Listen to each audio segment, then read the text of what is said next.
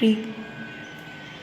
நான் வந்து ஜிஹெச்எஸ் மகாராஜபுரம் ஸ்கூல்லேருந்து மகாராஜபுரம் ஸ்கூல் 11th ஸ்டாண்டர்ட் படிக்கிறேன். என் பேர் வந்து சத்யராஜ். இப்போ நான் பேச போகிறது என்னென்னா சோலார் சன் சூரிய மின்கலம் என்பது.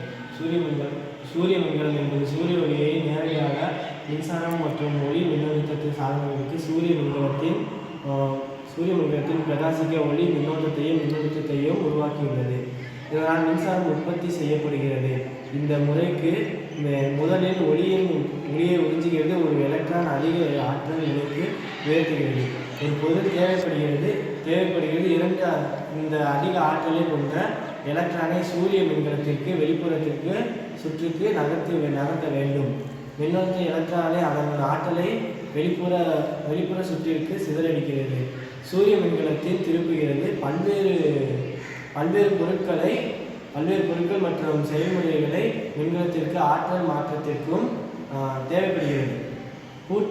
பூர்த்தி செய்ய முடிவுகள். அதனால் நடைமுறைக்கு கிட்டத்தட்ட அனைத்து ஒளி மின்களும் மின்னழுத்தமும் ஆற்றல் மற்றும் பிஎன்